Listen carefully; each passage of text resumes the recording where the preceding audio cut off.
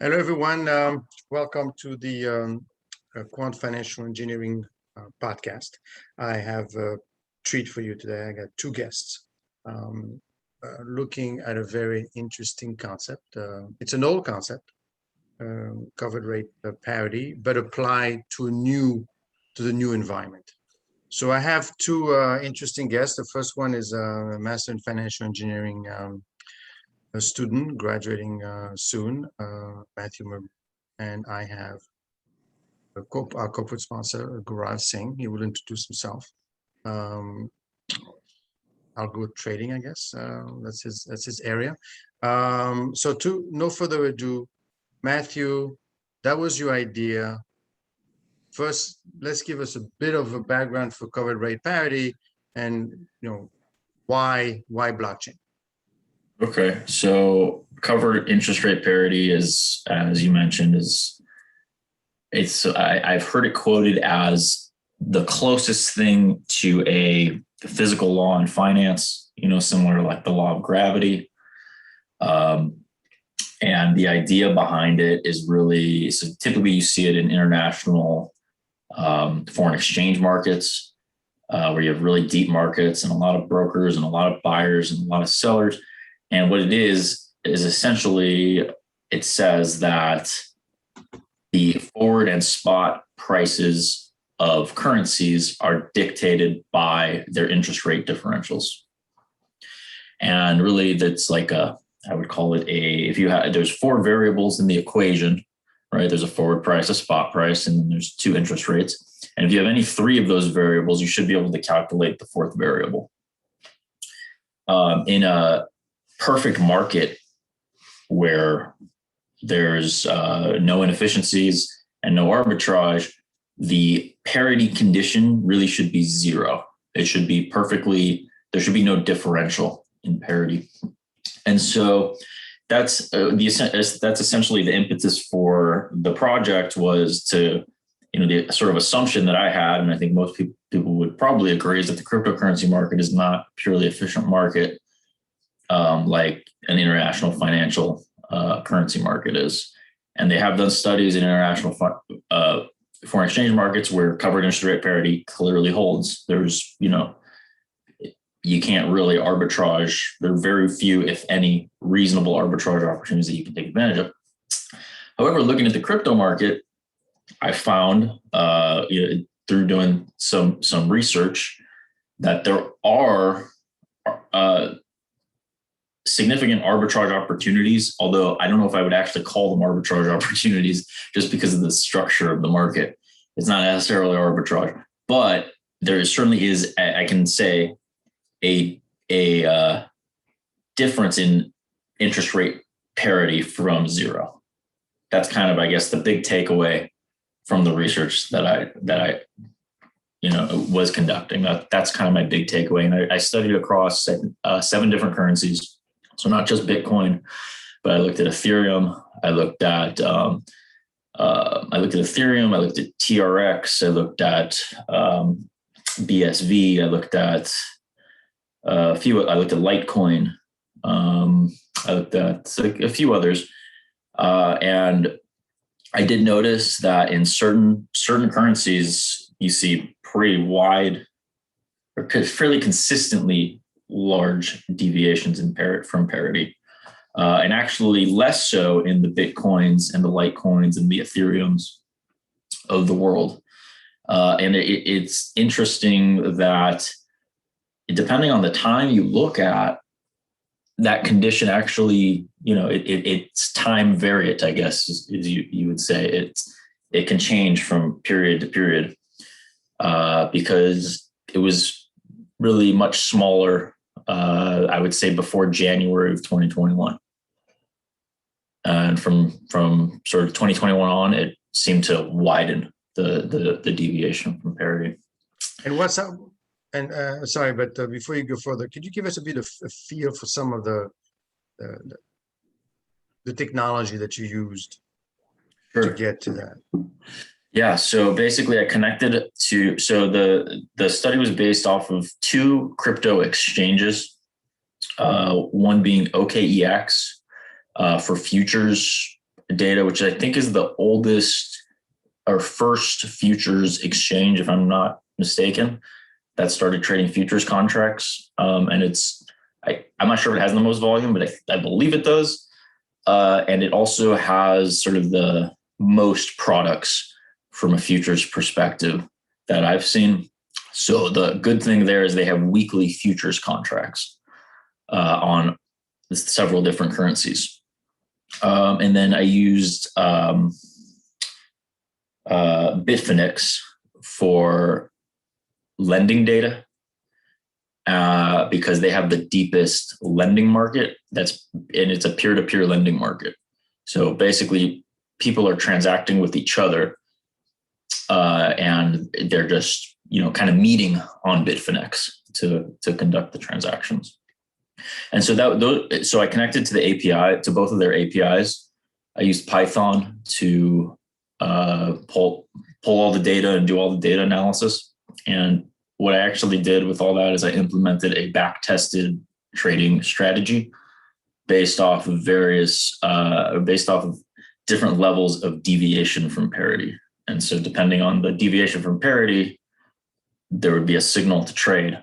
And then, I back-tested different like laddered steps of deviation. And, as you would expect, I found that the higher the deviation, the better the trading strategy performed typically.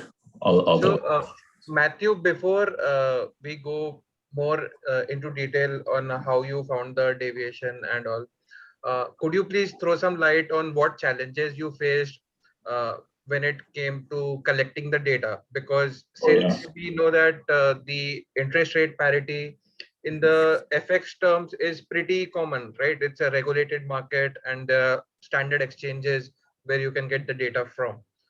But since crypto is a nascent market, how did you how did that data collection process go for you? What were the challenges you faced, and how you basically solved the problem of getting the lending data as well, which is a bit difficult to get when compared to price volume data? Yeah, no, and you were there. You remember? I mean, it was a struggle. I tried, I want to say 4 or 5 different exchanges. First, I tried Bitfinex, and no, I tried Coinbase Pro. I tried Bitfinex. OKEx was the last one that I tried. I tried FTX, was another exchange. I believe there was one more exchange, but I went through the API documentation and all of them and looked at, I had to read through sort of how they process their loans and borrows. And then if it's even available, like the thing about Bitfinex that I like is there's a limit order book for funding. So people actually put bids and asks out in the market to hit, for funding. And so you can see actual transactions, you can see order book and stuff. You can't see that on any other exchange. So the hard part was, hey, can we get this all in one exchange? One. And then if we can't, how can we sort of mix and match with different exchanges?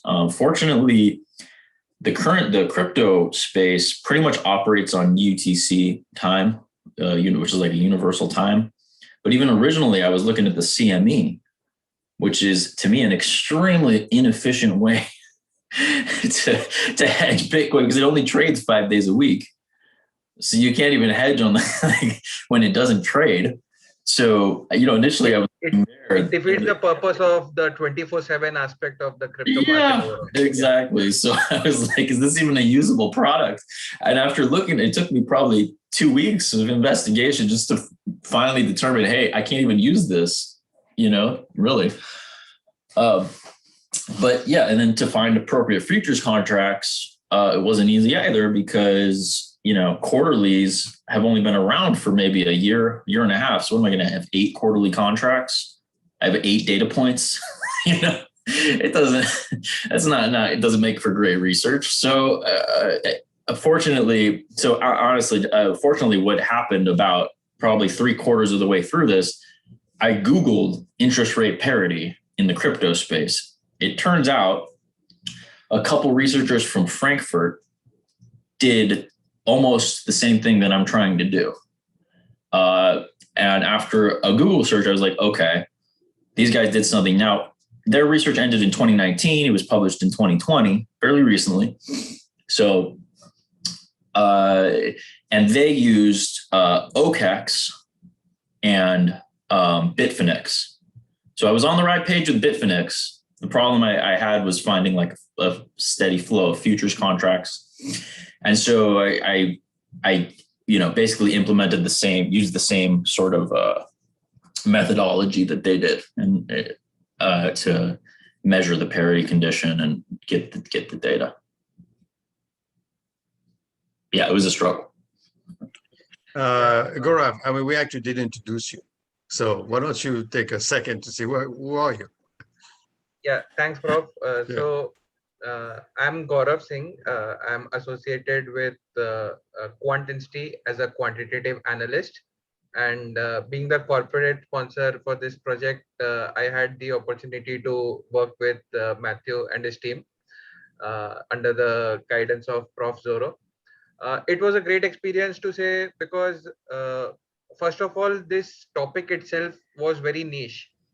When Matthew said that he Googled and he found a paper, that's fine. I mean, you can get a paper on anything and everything.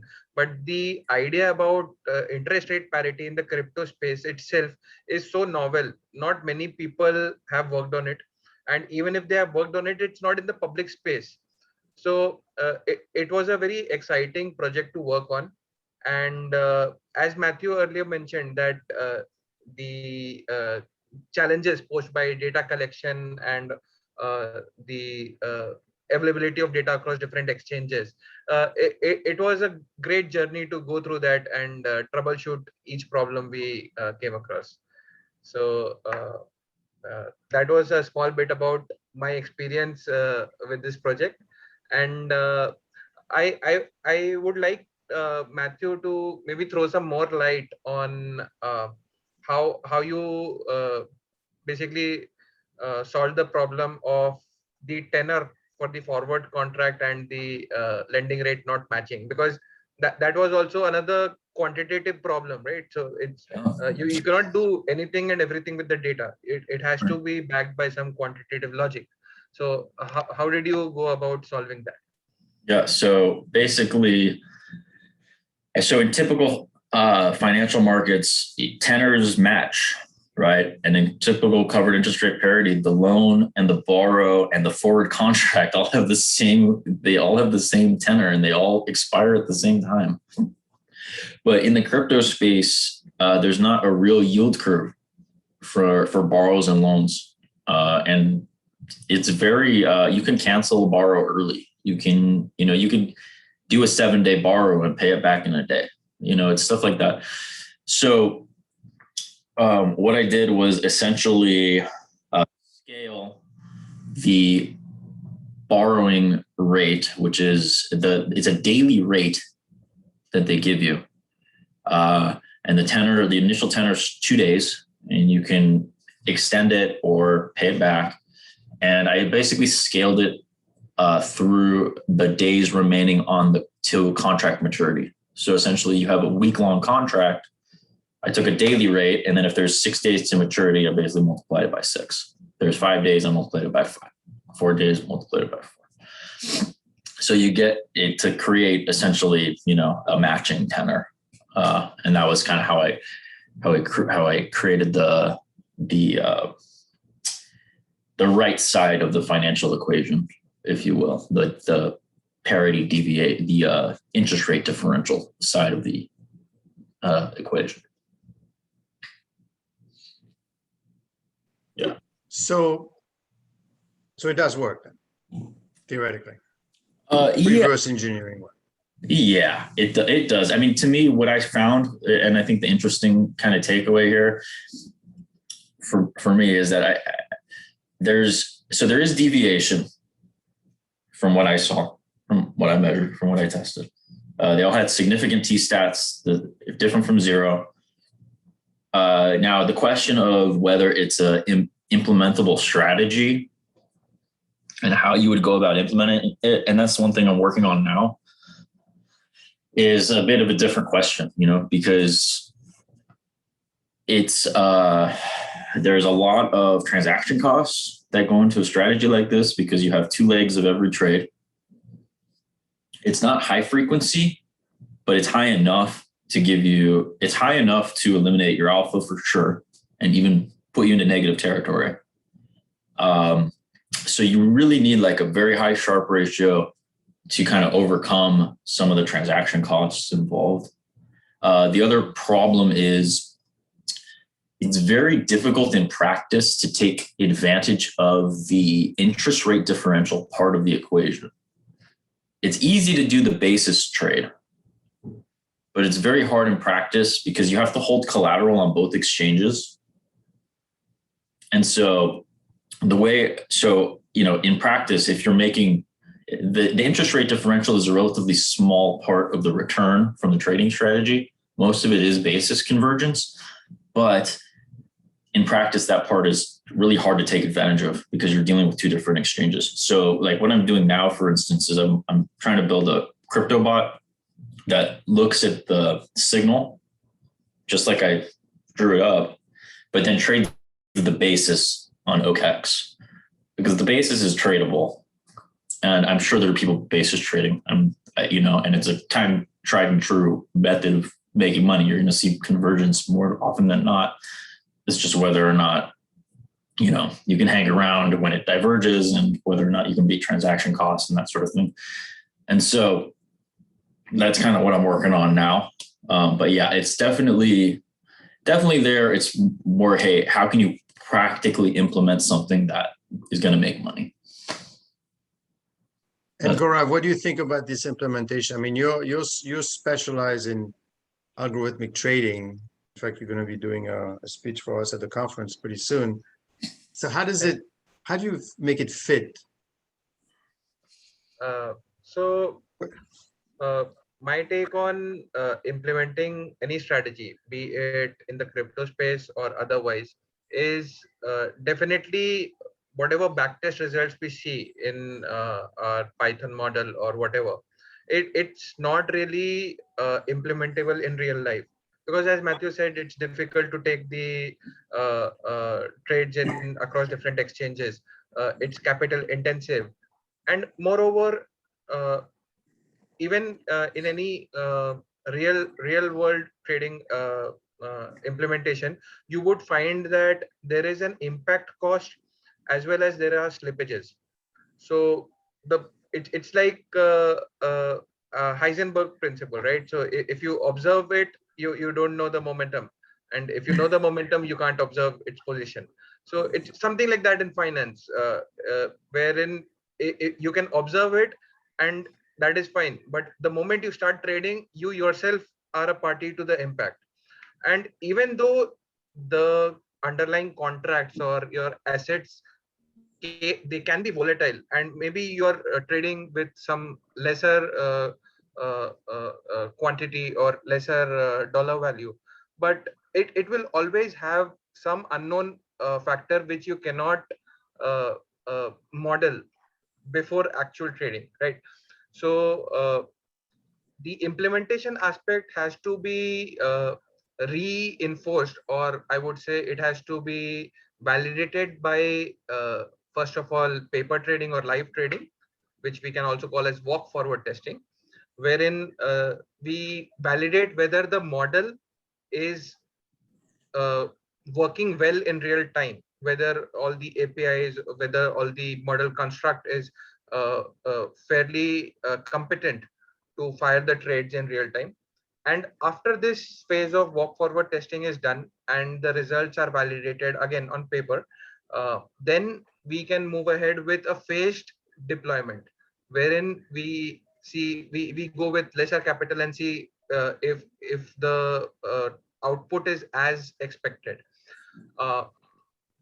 Special care and consideration has to be taken in this particular crypto space, because first of all, these exchanges are not regulated enough. So we can see a drastic change in the bid ask spread suddenly, which we cannot explain quantitatively. It's just there, right? Like some exchanges, they can temporarily halt trading just because some technocrat has given a tweet. So it's really these small things which can eat up your profits when we deploy it in the real world markets. Okay. Well, Matthew, anything else to add? Because we might want to revisit this, a couple of months when you guys are done. And maybe you'll have more information by the time we get to the conference. So that sounds very interesting, actually. Yeah, I mean, Pushing the envelope here.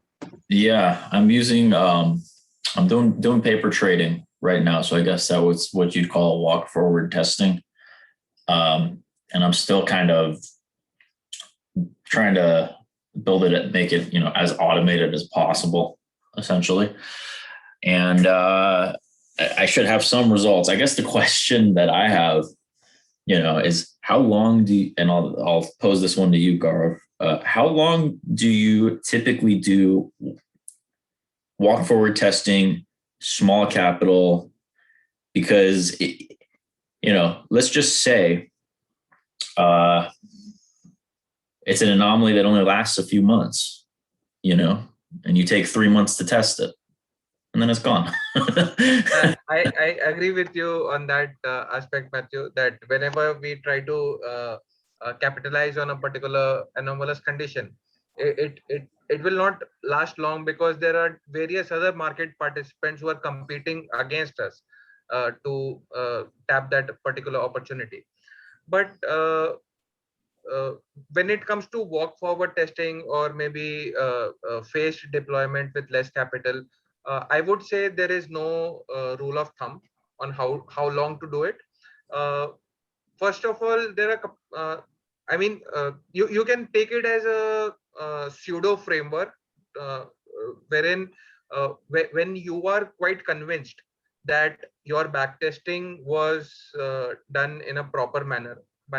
By proper manner, I mean there was no data leakage, there was no forward bias, all the timestamps for different exchanges which you had taken for the data, they're aligned. If all these things are already taken care of in the backtesting phase, then you have a certain degree of confidence that whatever strategy which I'm about to deploy, it is backed by some historical precedents.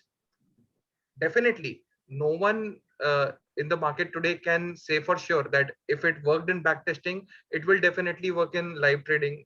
There is no one who can take a guarantee for that. But it's just a, I would say, self precaution we traders take to basically trust the system. And by trusting the system, you have to let it run a bit. So say for example, you deploy it for only 5 days for the walk forward testing, and say for instance, if the market conditions were such that it did not perform well, and after 5 days you pull the plug on your walk forward testing, that is a very small time frame wherein you don't allow the system to run. It had a bad time, and you didn't trust your own algorithm. So ideally, what you should see is that uh, there are 2 or 3 scenarios where your strategy would perform well. Like for in this particular case, we have the backwardation and contagno situations wherein we are taking different trades. So say for instance, we are deploying it for 10 days, and in those 10 days we try to see what was the percentage of the time it was in scenario 1 and in scenario 2. And if they are fairly equitable, we can say that okay, this is a sample of what we'll be seeing in the live markets. And that is how you as a quantitative trader can take a call. Okay, fine, my walk forward testing is done, I'll now deploy it in the live market. Definitely, you cannot go on extending it. Okay, I'll do it for 3 months. There's no rule of thumb. If you do it for 3 months, by the time you deploy it, as you said, the market opportunity itself will be lost.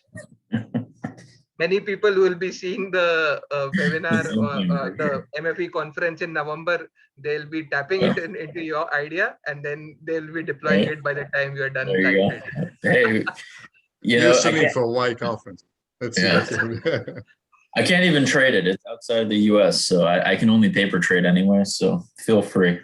Great. It's all you. Okay, guys. Thank you very much for your time, Matthew. Yep. See you soon. See you at the conference again. And thanks for your time, Gaurav, as usual. Thank you, Prof. It was wonderful to interact with all of you today. Thank you for your time. Thanks. Okay. Thanks, guys. Bye-bye. Take care.